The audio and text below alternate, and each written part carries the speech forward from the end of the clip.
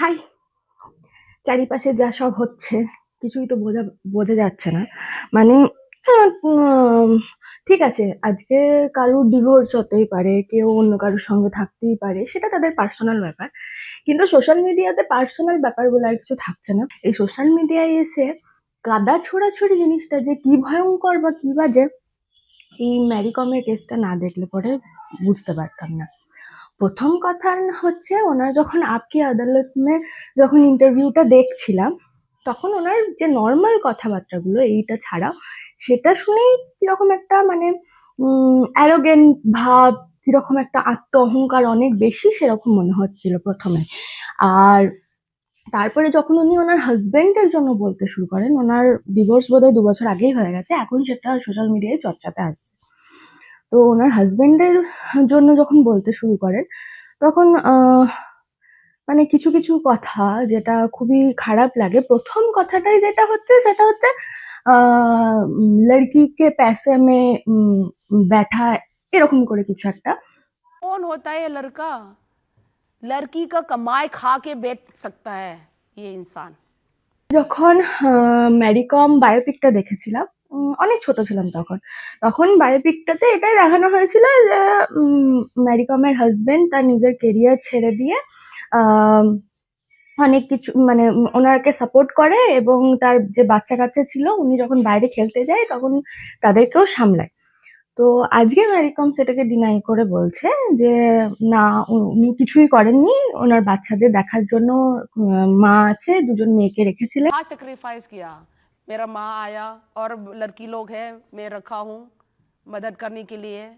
तो जो सुबह शाम सोते তার আগে কিছু ভিডিওতে মানে ইন্টারভিউতে, অনেক আগেকার মানে ম্যারিকম সিনেমাটা বেরোনোর পরপরই, তখন কিছু ইন্টারভিউতে ওনাকে এই একই কথা, যে আমার হাজবেন্ড খুব সাপোর্টিভ, মানে ফিল্মে যেটা দেখানো হয়েছে। you have. So, were you always this supportive of Mary's boxing? Seeing her patience and talent which she has, that makes me more realize that I should fully support to achieve her dreams. So she's ready to box, and I'm always ready to support her. That's amazing. All time with my children is with me. But that's the thing, it's a real champion, is my husband. এবার একটা কথা বলুন, যে এই যে উনি কথাটা বললেন যে লড়কিকে पैसे में खा के बैठा। আচ্ছা, একটা কথা বলুন তো, আমরা যারা হাউস ওয়াইফ, তাদেরকে তাহলে যে ছেলেরা বলছে যে আমার টাকায় খাও, আমার টাকায় পড়ো, তাহলে সেটা কি খুব খারাপ কিছু বলছে?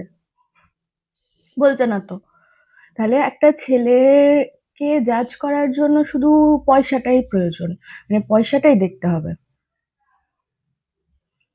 তাহলে ছেলেরা তো এমনিতেই ভয় পেয়েই যাবে যে নিজের ওয়াইফকে সাপোর্ট করবো না, বা গার্লফ্রেন্ডকে সাপোর্ট করলে তারা যখন উঁচু লেভেলে চলে যাবে তখন তাদেরকে ডিচ করে দেবে। এটাই এখন সমাজে না। আমি ফেমিনিস্ট নয়, প্রথম কথা, যেটা ভুল সেটা ভুল।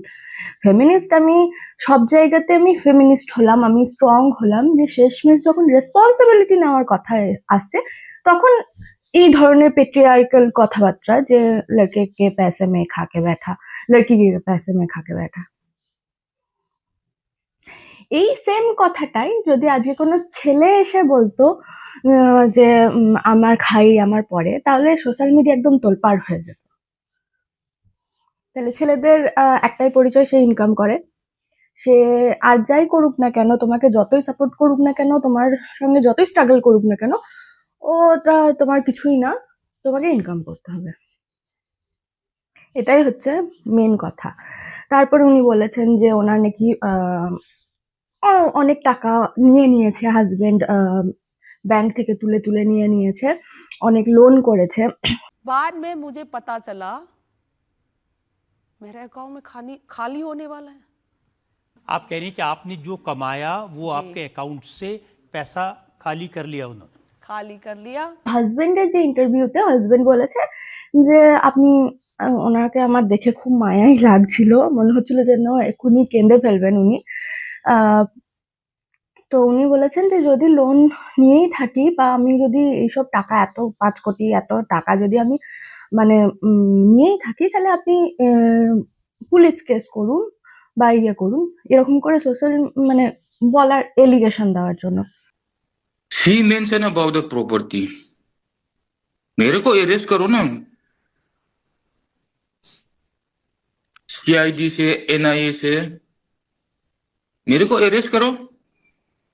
If I have stolen that much of, इसने बोला कि 5 crores चुरा लिया. যাই হোক, আমি জানি না, আমি এই পুরো ম্যাটারটা ওনাদের দুজনের মধ্যে কি হয়েছে না হয়েছে বাইরে থেকে বসে আমাদের কারোরই বলার কোনো মানে সম্ভব নয়। কিন্তু কিছু কিছু জিনিস যেটা ওই লড়কিকে पैसे में তাহলে ফেমিনিস্ট হলে কি করে তুমি?